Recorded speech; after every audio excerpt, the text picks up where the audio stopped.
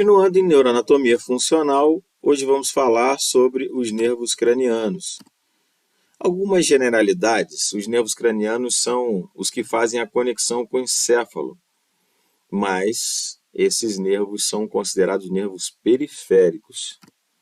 A maioria se liga ao tronco encefálico, com exceção do olfatório e do óptico, que se ligam ao telencéfalo e ao diencéfalo, respectivamente, mas, por serem atípicos, eles são considerados também nervos periféricos.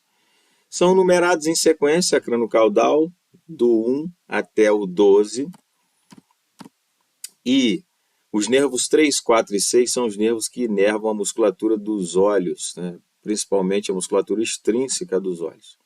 O quinto par, que é o trigêmeo, vai se dividir em 3 ramos: o ramo oftálmico, que é o V1, o maxilar, o V2, e o mandibular, o V3. O 7 é o facial, que se divide em facial propriamente dito, a parte motora, e o nervo intermédio, a raiz sensitiva e visceral. O 8º é o vestíbulo coclear, onde a parte vestibular está relacionada ao equilíbrio e a parte coclear está relacionada à audição. O vago é considerado o nervo pneumogástrico. O acessório tem uma raiz craniana, ou bulbar, e outra raiz espinal. Vai formar o nervo acessório da primeira à quinta vértebra, aproximadamente cervical. Nesse quadro, nós podemos ver o par craniano e a sua origem aparente no encéfalo e a origem aparente no crânio. E dizemos a origem aparente porque a origem real dos nervos cranianos são nos núcleos, que estão situados principalmente no tronco encefálico. Mas o primeiro par, que é o olfatório, emerge no bulbo olfatório, e a origem aparente no crânio é a lâmina crivosa do osso etimoide. O segundo, óptico, ele emerge no encéfalo do quiasma óptico, onde há o cruzamento das fibras que vêm do olho esquerdo e o olho direito, e no crânio pelo canal óptico, na região da fossa orbitária. O terceiro par, óculo motor, no encéfalo, a origem aparente é no sulco medial, do pedúnculo cerebral, e no crânio, fissura orbital superior. Assim como o 4, também no crânio, emerge na fissura orbital superior. E no encéfalo, o véu medular superior. O quinto, entre a ponte e o pedúnculo cerebelar médio. No crânio, a fissura orbital superior, o oftálmico. O forame redondo, o maxilar. E o forame oval, o mandibular. Cada um dos seus ramos, V1, V2, V3. O sexto, que é o abducente, se origina no encéfalo, no sulco bulbo-pontino, e no crânio, na fissura orbital superior.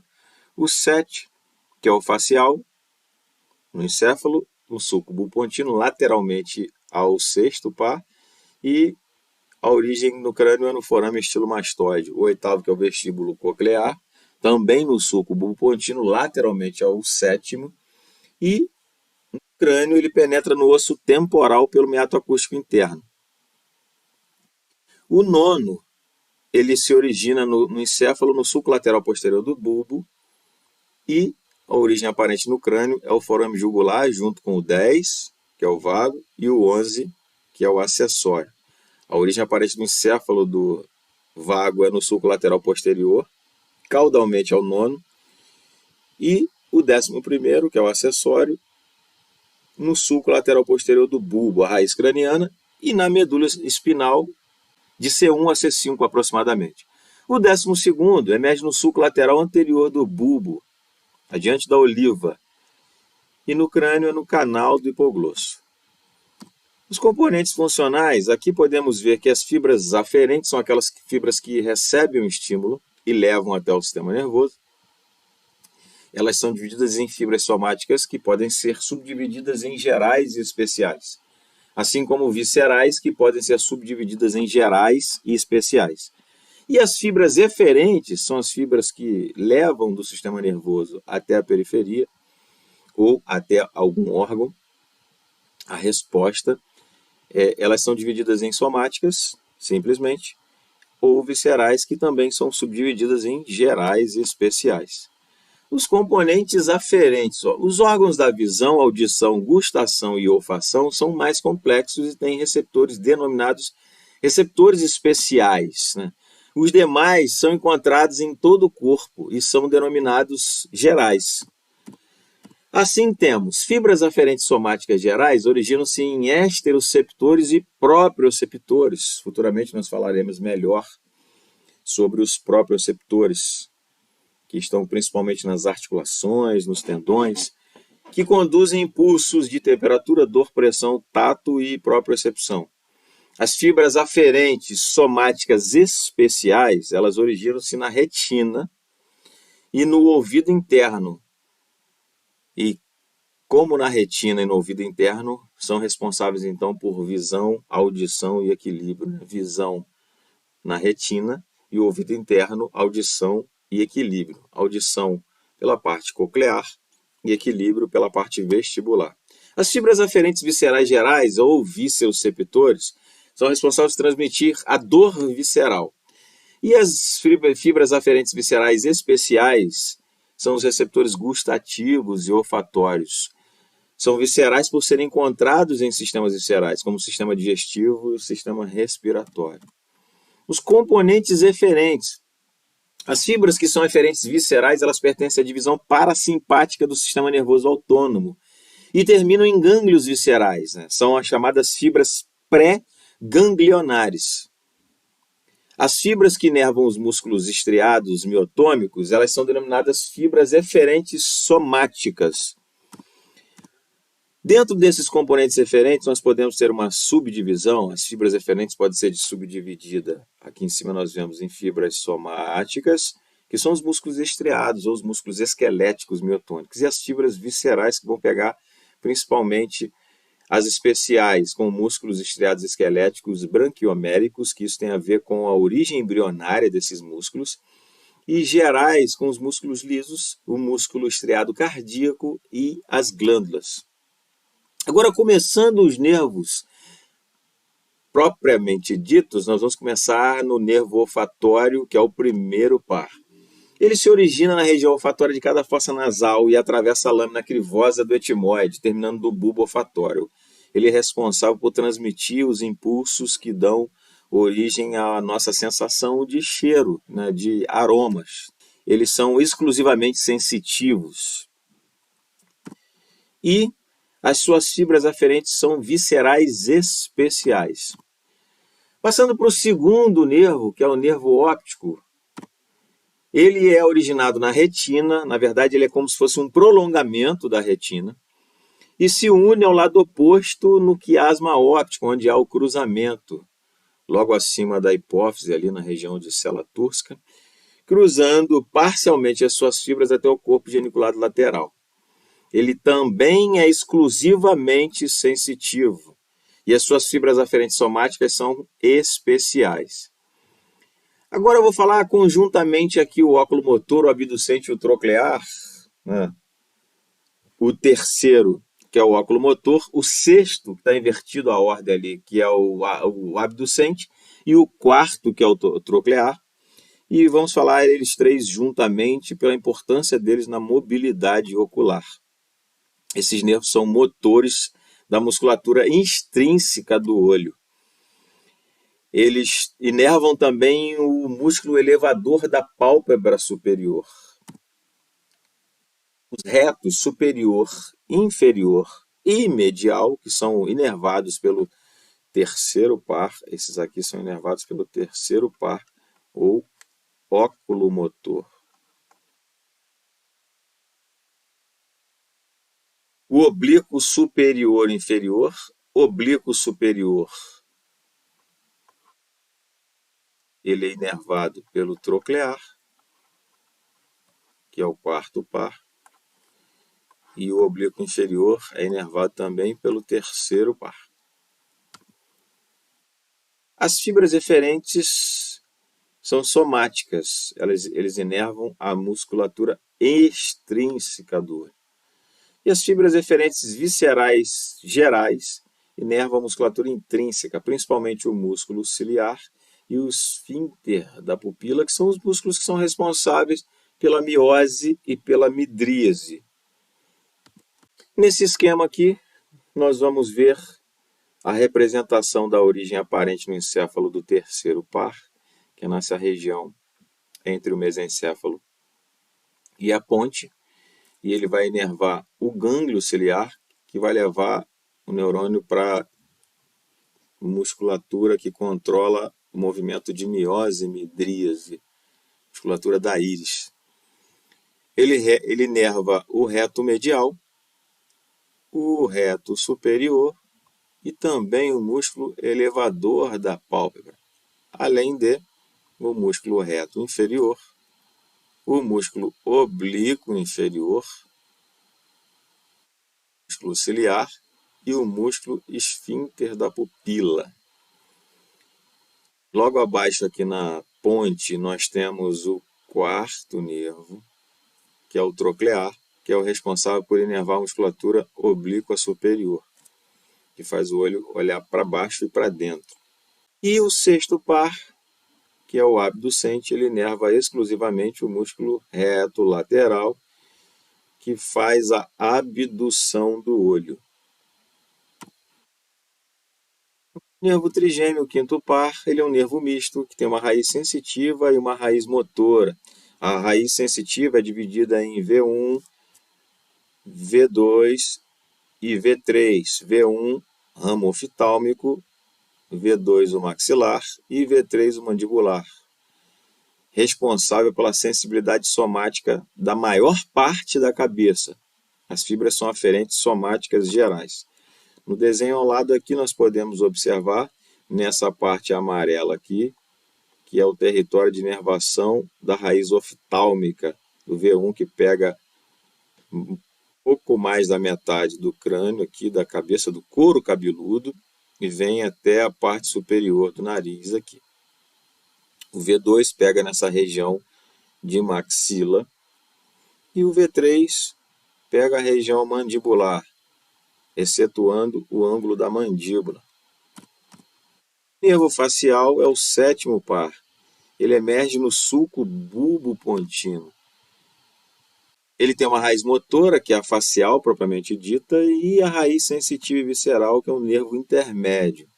Então aqui nós podemos observar que o seu componente aferente visceral especial, ele é responsável pela gustação 2/3 anteriores da língua.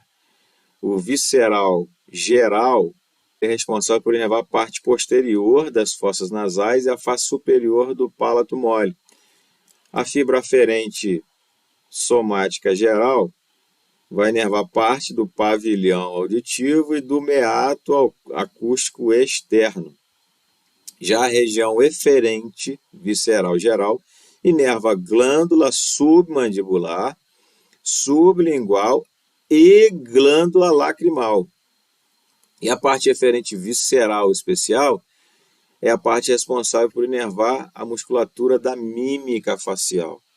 Por isso que aquelas pessoas que têm paralisia facial periférica, ou também chamada de paralisia de Bell, por exemplo, eles perdem o movimento da mímica facial no lado afetado. O nervo vestíbulo coclear é o oitavo par e ele é exclusivamente sensitivo. Ele se compõe de uma parte vestibular responsável pelo equilíbrio, até já demos uma preliminar antes, e a parte coclear que é responsável pela audição. As lesões nesse nervo vestíbulo coclear pode causar uma diminuição da audição se ele for na origem coclear, na parte coclear. Ou se for na parte vestibular, pode dar vertigem, alteração de equilíbrio, enjoo, além de nistagmo. O nervo glossofaríngeo é o nono par. E esse nervo ele é um nervo misto. Ele emerge do sulco lateral posterior do bulbo. As fibras aferentes viscerais são responsáveis pela sensibilidade geral do terço posterior da língua. Faringe, úvula, tonsila, tuba auditiva, além do seio e corpo carotídeos. E as fibras eferentes viscerais gerais pertencem à divisão parasimpática, que vai inervar a glândula parótida, para a secreção da glândula parótida. O nervo vago, que é o décimo par, ele é o maior dos nervos cranianos e é misto, essencialmente visceral. Ele inerva a faringe e a laringe, entrando na formação dos plexos viscerais. e que promove a inervação autônoma das vísceras torácicas e abdominais. Os componentes funcionais das fibras do vago, nós temos as fibras aferentes viscerais gerais, que vão inervar faringe, laringe, traqueia, esôfago, vísceras do tórax e do abdômen. E as eferentes viscerais gerais inerva a parte torácica e abdominal, sendo uma inervação parasimpática. As fibras eferentes viscerais especiais inervam os músculos da faringe e da laringe, região principalmente de cordas vocais. O nervo acessório, o 11º par, é formado por uma raiz craniana ou bulbar e uma raiz espinal. E essa raiz espinal, ela vai sair dos 5 ou 6 primeiros segmentos cervicais. Ele vai inervar os músculos esternocleidomastoide, o ECOM, mais conhecido como ECOM, e o trapézio, através dessa raiz espinal, principalmente a parte superior e média do trapézio. Inervando os músculos esternocleidomastoide, ele pode fazer um movimento de flexão anterior da cabeça, quando os dois estão trabalhando juntos. E quando cada um trabalha lateralmente sozinho, ele vai causar a inclinação da cabeça e rotação para o lado oposto. E o trapézio faz elevação da escápula e, além disso, faz a retração da escápula.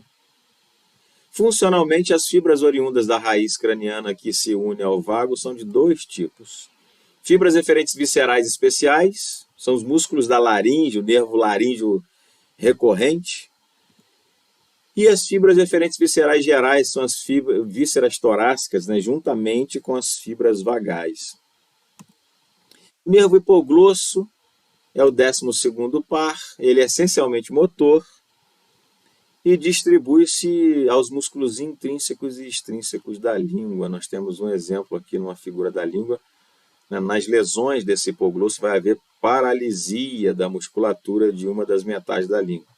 Podemos ver aqui uma língua nesse ponto aqui, nessa metade com o tônus normal, e nessa outra metade aqui, a gente vê que a língua tem o tônus alterado, ela está um pouco mais enrugada aqui, desviada para esse lado, e dá para observar bem a diferença desse lado aqui para esse lado. Então, isso mostra uma lesão de hipoglosso, onde há uma hipotonia e, consequentemente, ao levar essa língua para fora, ela vai ser empurrada para a esquerda, nesse caso aqui. Porque a parte normal, a musculatura, ela cruza, a musculatura da língua, ela vai empurrar para cá e a outra empurra para lá. A musculatura da direita empurra a língua para a esquerda e a musculatura da esquerda empurra a língua para a direita. Falando em inervação da língua, nós temos 4 nervos inervando a língua. Nós temos o trigêmeo, através do nervo lingual, que é o ramo do mandibular. Ele vai dar sensibilidade geral, como temperatura, dor, pressão e tato, nos 2 terços anteriores da língua. O facial, eles chegam através do lingual incorporado a ele por uma anastomose. Vai levar sensibilidade gustativa nos 2 terços anteriores. O glossofaríngeo, ele vai dar sensibilidade geral e gustativa no terço posterior. E o hipoglosso é exclusivamente motor, responsável pela motricidade da língua. Referências bibliográficas: Neuroanatomia Funcional, Ângelo Machado, e A Neurologia que Todo Médico Deve Saber, Ricardo Nitrini e Luiz Alberto Baqueschi.